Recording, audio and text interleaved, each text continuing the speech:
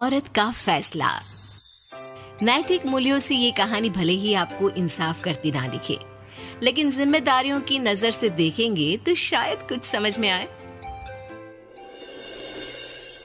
ये क्या है बहू, सुबह से घर का काम करती रहती है, फिर ऑफिस जाती है और बच्चों में लगी रहती है। अरे ऑफिस क्यों नहीं छोड़ देती, या फिर घर के लिए कोई नौकरानी रख ले। कैसी बात कर रही है माँ? जानती तो है ना अभी इनके ऊपर कितना लोन है। थोड़ा ही सही मदद कर देती हूँ तो अच्छा लगता है, और अभी उनको मेरे पैसे की जरूरत भी तो है। सुधा चंदर को बचपन से प्यार करती थी। एक ही मोहल्ले में खेल कूद कर बड़े हुए दोनों। जहाँ सुधा संपन्न परिवार से थी तो वहीं चंदर का परिवार आर्थिक परेशानियों से जूझता ही रहा। लेकिन सुधा की जिद के आगे किसी की नहीं चली। सुधा, कल ऑफिस जल्दी जाना है और 2 दिन के लिए गुजरात ऑफिस के काम से भी जाना होगा। अरे कैसी बात कर रहा है बेटा, बहू को अगले महीने बच्चा होने वाला है, इस वक्त तो उसके साथ रहे। अरे कोई बात नहीं ना माँ, उनको जरूरी काम होगा, वरना मेरा चंदर ऐसे वक्त में मुझे छोड़कर कभी नहीं जाता। चंदर सुबह घर से निकलता तो आधी रात को घर में घुसता, वो भी शराब के नशे में। चंदर की माँ उसे खूब समझाती। अरे माँ, देख रही हो ना कितना कर्जा है सर पर, काम करना पड़ता है। दिन रात काम नहीं करूंगा तो घर कैसे चलेगा। अरे लेकिन बहू को भी तो देख लिया कर, इस हालत में भी घर का बाहर का सारा काम करती है। चंदर तो जैसे माँ की बात सुनकर भी अनसुना कर देता है। ऑफिस के बाद चंदर का फोन माँ के पास आता है। माँ, वो ऑफिस के काम से आज रात के लिए पास के शहर के ऑफिस जाना पड़ रहा है, कल सुबह आ जाऊंगा। सुधा रात को कमरे में सो रही होती है कि उसके पेट में दर्द होता है। सुधा चंदर को वीडियो कॉल करती है। इनको फोन कर लो, शायद कुछ आराम मिले। लेकिन 10 बार फोन करने पर भी वो सुधा का फोन नहीं उठाता। ऑफिस के काम से गए हैं, हो सकता है बिजी हो। कितनी मेहनत कर रहे हैं हम लोगों के लिए। सुधा सो तो जाती है, लेकिन अकेले उसे कमरे में डर लगता है। अगले रोज चंदर घर आता है, जहाँ सुधा ऑफिस जाने के लिए तैयार हो रही थी। तुम आज भी ऑफिस जाओगे? कल रात भर तो ड्यूटी की है, थक जाओगे, छुट्टी ले लो ना। अरे नहीं नहीं, कैसी बात कर रही हो, ये तो पॉसिबल ही नहीं है। अच्छा रुको, मैं जल्दी से तुम्हारा खाना और नाश्ता बना देती हूँ। बेचारी सुधा ऑफिस जाना छोड़कर लग जाती है पति के लिए खाना बनाने, उसके कपड़े प्रेस करने और जरूरत का सामान मुहैया कराने के लिए। हो सके तो रात की ड्यूटी मत लिया करो ना, मुझे बहुत डर लगता है। अरे यार क्या है, तुम तो ऐसे बिहेव कर रही हो कि तुम ही अकेली हो जिसे बच्चा होने वाला है। इतने लोगों के पति जो काम के सिलसिले में बाहर होते हैं, उनका क्या?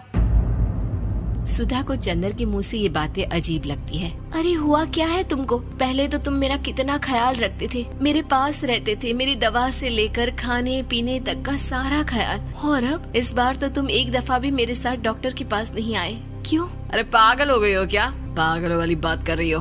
काम धंधा देखो या फिर तुम्हें लेकर टहलता फिरूं। और मुझे शुक्रवार की रात को काम से निकलना है, सोमवार आऊंगा। सुधा को समझ में नहीं आता कि क्यों अचानक से चंदर को फील्ड का काम मिल गया है। लेकिन एक दिन, सुधा, मैं और चंदर जरा एक रिश्तेदार के घर जा रहे हैं, तुम भी तैयार हो जाओ, घर में अकेली कैसी रहोगी। अरे नहीं नहीं, इस हालत में इसे लेकर जाना ठीक नहीं है। अरे लेकिन मैं ऑफिस भी तो जाती हूँ, फिर घर में अकेले। चंदर उसकी कोई बात नहीं सुनता। वो सीधा कार निकाल कर माँ को लेकर चला जाता है। सुधा घर के काम में लग जाती है कि अचानक उसकी नजर चंदर के बैग पर पड़ती है, जिसमें एक कागज दिखाई देता है। इनकी कागज भी ना इधर उधर फैले होते हैं, एक भी खो जाएगा तो बवाल करेंगे। लेकिन जैसे ही सुधा वो कागज खोलकर देखती है तो वो सदमे में आ जाती है। दरअसल वो कागज नहीं, बल्कि चंदर और उसके ऑफिस में काम करने वाली लड़की चांदनी की गोवा की टिकट होती है। सुधा चंदर के बैग को खोलकर देखती है तो उसे होटल के बिल से लेकर महंगे गिफ्ट्स और दूसरे शहरों के टिकट मिलते हैं। सुधा को समझते देर नहीं लगती कि उसका पति किसी और लड़की के साथ है। चंदर के आने पर सुधा उससे बात करती है। अरे नहीं नहीं, ऐसा कुछ नहीं है, तुमको गलत फहमी हो गई है। लेकिन जब सुधा के सवाल तीखे हो जाते हैं तो चंदर को अपनी गलती माननी पड़ती है और वो सुधा से माफी मांग लेता है। सुधा फैसला कर लेती है कि वो चंदर को छोड़ देगी। बच्चे और सामान को लेकर वो घर से निकल ही रही होती है कि सास उसे रोकती है। कहाँ जाएगी बेटा, रुक जा। चंदर को सुधा का जाना खल नहीं रहा था। वो झूठे मुंह भी उसे रोकने की कोशिश ही नहीं कर रहा था। सुधा चंदर को देखती है और मायके चली जाती है। मायके में माँ कहती है, अरे ऐसे कैसे घर छोड़कर आ गई? कौन सा चंदर तुझे छोड़ रहा था? माफी तो मांग ली थी ना। देखो बेटा, बेटी डोली में जाती है और अर्थी में ही निकलती है। पर पापा, मेरा आत्मसम्मान, उसका क्या? आपने मुझे पढ़ाया लिखाया है, इस लायक बनाया कि मैं खुद का खर्चा उठा सकूं, बेटी को पढ़ा सकूं, एक अच्छा जीवन पाऊं। अरे लेकिन पति की जरूरत तो होती है ना सुधा दीदी, और अगर आपको नहीं है तो इस बच्ची का सोचो जो अपने पिता से इस कदर जुड़ी है। आने वाले बच्चे की सोचो जिसके आने से पहले ही आपने पिता का प्यार से दूर करने की सोच ली। सुधा फोन देखती है लेकिन चंदर का कोई कॉल नहीं होता। वो समझ नहीं पाती कि अपने आत्मसम्मान के बारे में सोचे या बच्चों के बारे में। मम्मी, हम नाना नानी के घर से दादी और पापा के पास कब जाएंगे? नहीं जाएंगे बेटा, अब यहीं रहेंगे। नहीं मम्मी, मैं पापा के पास जाऊंगी, मुझे दादी के साथ रहना है। और मेरे साथ? हाँ, आपके साथ भी तो, सबके साथ माँ। देखो सुधा दीदी, आपके सर पर पिता का साया होना जरूरी होता है।